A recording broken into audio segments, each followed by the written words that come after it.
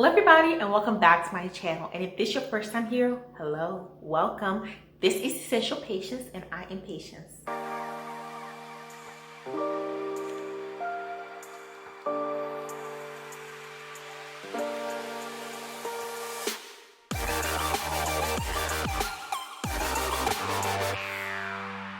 So a few weeks ago, I posted a video about making a recession-proof budget. And here we are continuing that theme because you all know things are very expensive. We're in a recession and it is time to really take a hold of our finances so that we can be in a good financial place to continue succeeding and thriving and moving towards our financial goals. Financial freedom is still possible. Financial success is still possible. And here are some 10 things that you can do within your budget and substitute, not fully cut it out sometimes, but just substitute in order to better yourself financially. I know that being able to just cut out so many things from our budget, for some people it's not that realistic. And you know what? I have some solutions here for you. So here's some suggestions about things that you can do within your budget that may not have to cut out everything completely, but substitute some things to make sure that you are still on a good financial path, whether it's getting out of debt, saving money, having big goals like buying a house, being a homeowner. There's always a way to accomplish these things. So let's get straight into the list. One of the first things is to check out on your credit cards. Are you paying annual fees on them? Sometimes it could even be a monthly fee because an annual fee that's broken up, so you pay it on month to month to month. Ask yourself, is this really necessary? A lot of cards have a free option. Now you're not getting all the bonuses or points that you might get on a more paid-for card or a more expensive card. However, it's still a credit card, and some of you are not credit card people. But if you are a credit card person and you want to still utilize credit cards, you don't have to pay a hefty fee for it. I personally have one credit card that I have an annual fee on, and I see it to be very worth it, especially since I'm traveling more. And let me tell you, if you're paying like $100, $200, $300 on a credit card that you're not getting so much benefit from, or you're just in a financially tight place, it's okay to downgrade it for this season. You can always go back to a paid credit card once you're in a better financial situation, but it makes no sense to be paying these hefty annual fees, especially if you have multiple cards with multiple hefty annual fees. It makes no sense to be in a financial bind and still keep this card. So again, you can still keep the credit cards, just downgrade to a free version that costs no money, and then when you're in a financially better place, you can go back to your paid credit cards. Number 2, I often tell you to cancel subscription, but this time, if you don't want to cancel everything, cancel some. There is no reason why everybody should have Disney Plus, Hulu, Netflix, HBO Max, like have all of them. You can cancel to at least one. And if you just have one, try downgrading. So I personally like the Netflix with ads. I know every time I get Hulu, I also get Hulu with ads. I know. Some people are like, why would you want to see ads on this streaming platform when you're watching a movie? And you know what? It's not for everybody. But if you're in a tight financial area, it's for you. Or if you're just a person who likes to save money, I love a deal. So I still get to watch the shows and the movies that I want to at, a slightly cheaper price. Back when they didn't have ads, I still had the cheapest plan, and I will continue having the cheapest plan on there. It helps because I'm like, sometimes I don't even watch it that much. I forget, so I try to watch it, and then I'm like, okay, I don't want to pay the most expensive part, and I watch it for like half the month and then just keep paying it. So for me, I don't mind paying for a cheaper subscription with ads. You should try that too, or cancel it, better yet, altogether until you're in a good financial area. Downgrade to just a cheaper option, save a few dollars here and there. It adds up. The third thing is to switch to a cheaper cell phone plan. I know that some people just feel so intertwined with their cell phone plan. I don't understand. It's like so personal to a lot of people. But if you're in a time or season in your life where you need something cheaper, switch your cell phone plan. Paying like $100 a month for a cell phone plan is crazy. Let me tell you, there's so many other cheaper options that you can get on a family plan, like your parents, you're on a cell phone plan with your family, and then you can just pay to one person. Or if you want better control, switch to a cheaper option like Mint Mobile or Boost Mobile, or just even a cheaper version of the plan. Like, you don't need to have the most expensive cell phone. Like, this is 2023.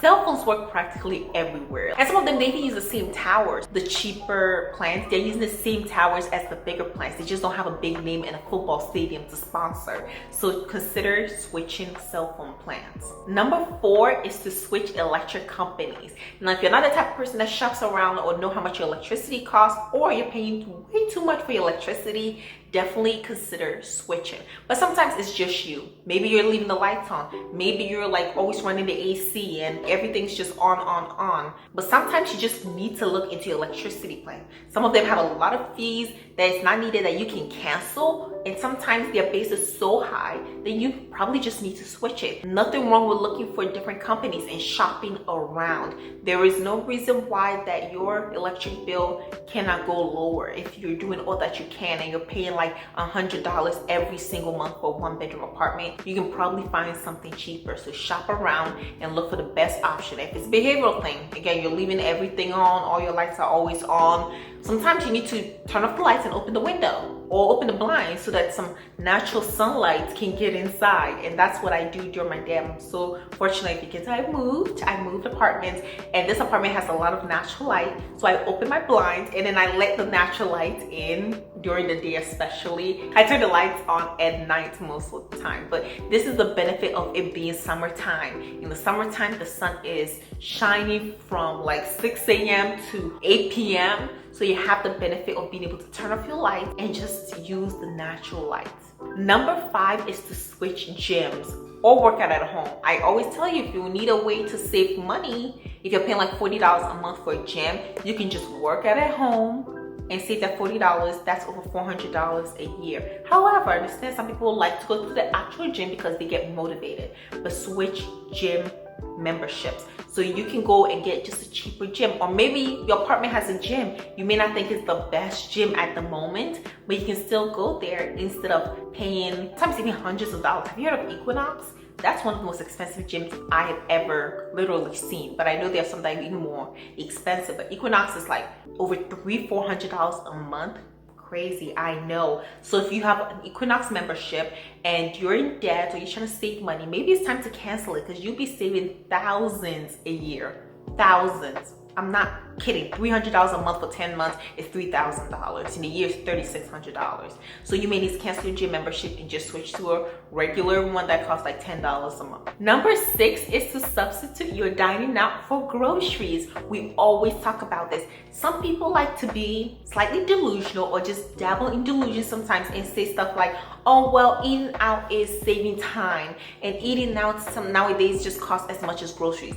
That's not true. Research shows that there is not even close. Unless you're cooking your own filet mignon and ribeye steak every single night, grocery shopping is so much cheaper. It may not be if you're having seafood every night or you're having a gourmet pad thai, whatever, some fancy thing that you just want to cook it up yourself, but it's up to you. The power is in you when you grocery shop. So make sure that you switch your dining out for grocery shopping and you take your food to work. Take your food when you're going out. Do not be out here eating out or ordering food from Uber Eats and everything. You're not gonna convince me that eating out costs just as much as cooking at home, because I cook at home and I know my grocery budget and I know how much it costs to order food in, and I know how much it is to go out and eat. Even if you're like eating out twice a day for $10 each, lunch and dinner, at the end of the week you have still spent over $140, which you can grocery shop and cook for less. Don't let anybody lie to you that cooking at home costs just as much as eating out. It doesn't. And let me tell you, cooking at home is fun. Everybody should learn how to cook at home. And if you don't know how to cook, YouTube is there, the internet is there. Find it, type it in, how to cook this and that. There's somebody on the internet cooking it. Like literally everything. There's somebody on the internet who knows how to cook it. So definitely go for it. And if not, get a cookbook. That works too. Number 7 is to get cheaper car insurance. Now we know car insurance can be crazy in the price. And I have experienced this when I was shopping for insurance. The difference in quotes between my cheapest insurance cost, literally the same type of policy, but the difference in the lowest to the highest was over $200. So always shop around. And it's not even just car insurance, but other types of insurances. Now, health insurance, you want to make sure you're getting still a good coverage. Do not skip out on insurances. I'm a big believer in insurance, and I believe that you should have car insurance, health insurance, vision insurance, dental insurance, but at least have car insurance and health insurance. Do not skip out on those, but you can always shop around for a good price. Number 8 is to switch your expensive hobbies for cheaper hobbies. I know people have expensive hobbies, and I'm not going to get into everything. Some can even be dangerous, but make sure that you are switching out expensive hobbies for free 99 hobbies. Free hobbies can include reading books, so you can go to the library, get your books, or you can buy like super cheap books from secondhand stores, thrift shops. You can get free books to read. You can go to the park, walk around, find free things, donate your time to shelters and volunteer at different places. Do free fun. Free fun can be really good and it's exciting. Instead, if you have this expensive, exuberant membership to this exclusive club that maybe, I don't know, does pottery, maybe you are doing a lot of expensive things, and especially if it's not making you money, dial it back. Hobbies can be very expensive, and when you're not in a financial position to support those, because they get more expensive, they typically don't get cheaper. Hobbies get more expensive.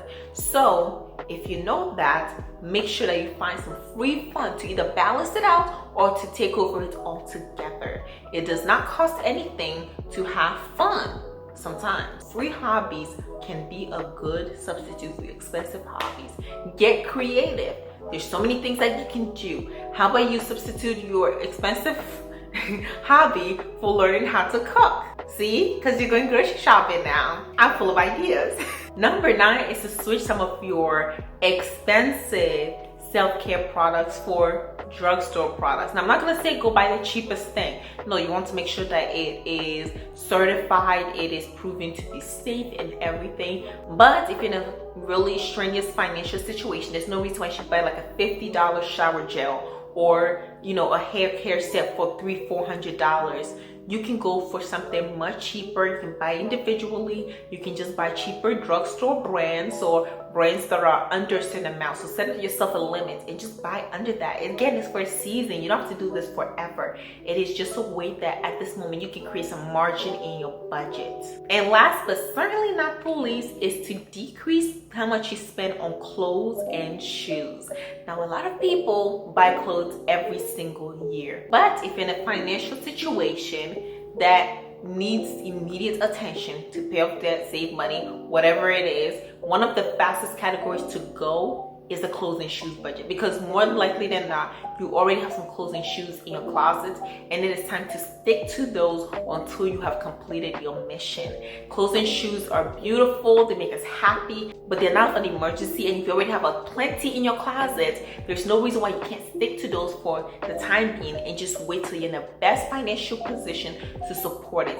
And even if you are going to buy a few, just decrease it. So instead of buying 10 new pairs of shirts for the year, maybe buy 3 instead. Instead of buying 5 dresses, buy 1 or 2. Just add a few pieces and start being intentional about your buying. Don't just go out, see something and buy it. Be intentional about your buying habits. And when you take control of these impulse purchases and buys, you will see that you would improve your financial situation. So I hope all these substitutes are helpful, because we're going through a financially difficult situation as a country and as in the entire world. But there are things that we can always do. And remember that we can't control what's happening in the government. We can't control what's happening all around us, but we can control our actions. And that's the most important thing when it comes to finances. It's behavioral. Your day-to-day actions look over the long-term progression of your finances. When you're able to draw back from what you're purchasing and find cheaper substitute, that's when you really thrive. So with that, I'm bringing this video to an end. Like, comment, and subscribe to my channel if you haven't already. And I post 2 videos a week on Tuesdays and Fridays. Thank you all for watching, and I will see you in the next one. Bye.